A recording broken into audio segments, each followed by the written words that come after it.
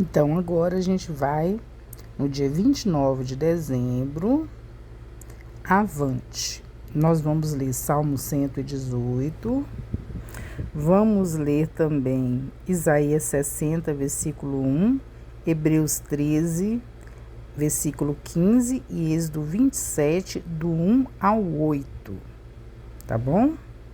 Então, vamos ler e depois a gente lê a conclusão de tudo, tá bom? Porque essa conclusão está baseada nestes textos da Bíblia. Esse aqui, Salmo 118, e Isaías, Hebreus e Êxodo, tá bom? Vamos lá? Então, vamos lá. Salmo 118, versículo 27. Deus é o Senhor que nos deu a luz. Atai a vítima da festa com cordas e levai-a até aos ângulos do altar. Deus é o Senhor que nos deu a luz. Atai a vítima da festa com cordas e levai-a até aos ângulos do altar. Essa tradução é diferente, olha. Eu vou ver se eu consigo outras traduções de Bíblia pra gente, tá bom? Umas traduções assim mais simples de entender, né? Eu gosto muito da minha tradução, mas quanto mais simples talvez seja melhor, né? O Senhor é Deus e Ele fez resplandecer sobre nós a sua luz. Juntem-se ao cortejo festivo, levando ramos até os chifres do altar. Agora Isaías 60, versículo 1. Levanta-te, resplandece, porque já vem a tua luz, e a glória do Senhor vai nascendo sobre ti. Agora a gente vai ler Hebreus 13, versículo 15. Portanto, ofereçamos sempre por ele a Deus sacrifício de louvor, isto é, o fruto dos lábios que confessam o seu nome. Portanto, ofereçamos sempre por ele a Deus sacrifício de louvor, isto é, o fruto dos lábios que confessam seu nome. Êxodo 27, do 1 ao 8. O altar dos holocaustos. Farás também o altar de madeira de cetim, 5 côvados será o comprimento, e 5 côvados a largura, será quadrado o altar, e 3 côvados a sua altura. E farás as suas pontas nos seus 4 cantos, as suas pontas serão do mesmo, e o cobrirás de cobre. Far-lhe-ás também as suas cadeirinhas para recolher a sua cinza, e as suas pás, e as suas bacias, e os seus garfos, e os seus braseiros, todos os seus vasos farás de cobre. Far-lhe-ás também um crivo de cobre em forma de rede, e farás a esta rede 4 argolas de metal aos seus 4 cantos, e as porás dentro do cerco do altar para baixo, de maneira que a rede chegue até o meio do altar.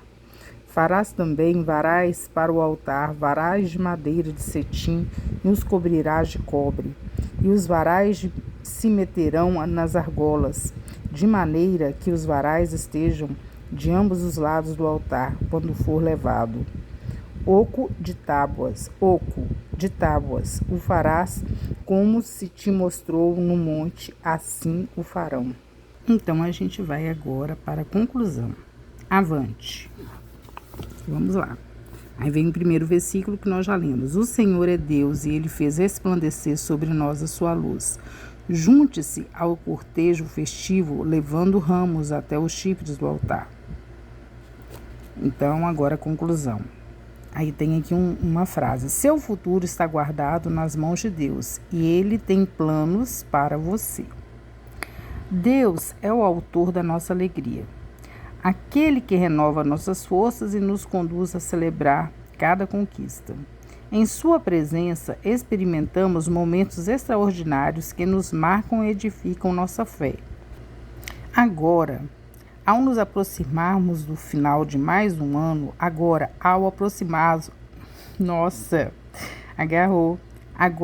ao nos aproximarmos do final de mais um ano, somos chamados a olhar para trás com um coração grato, refletindo sobre tudo o que vivemos nos últimos meses.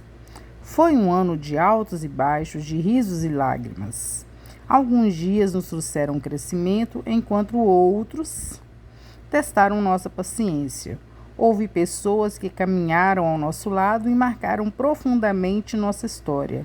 E embora algumas hoje estejam apenas em nossa memória, elas deixaram lições preciosas. No salmo que lemos, Davi nos chama a celebrar e reconhecer a bondade de Deus. Tente tirar um tempo para você e avalie como foi sua jornada neste ano até então. Reflita sobre os acertos e erros, ganhos e perdas. Permita que a gratidão seja maior do que qualquer sentimento de amargura. Ainda que as perdas pareçam pesar mais, lembre-se, o Senhor é bom, que essa verdade seja uma âncora no seu coração. Governar suas emoções é necessário para não ser vencido pelos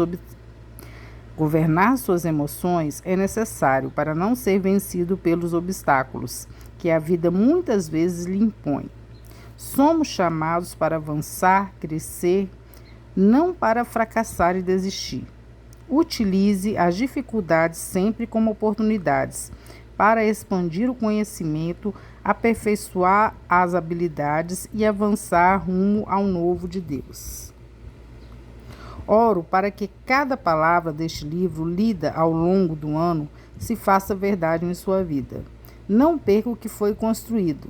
Mantenha-se firme com um coração cheio de fé e a certeza de que, como filho amado, você viverá o melhor que o Pai preparou para o próximo ano que está por vir. Gente, bem interessante, né? Quando eu fiquei mais assim pensativa em Êxodo 27:1. Você vê ali, tem todo um preparo, tem toda uma medição, é tudo certinho, né? É interessante, nada é feito ao acaso, de qualquer maneira. Não foi feito de qualquer maneira. Deus deu as medidas, explicou tudo, foi um projeto, né? Fez um projeto. E assim é com a nossa vida, né? Um projeto de Deus, e Deus tem o melhor.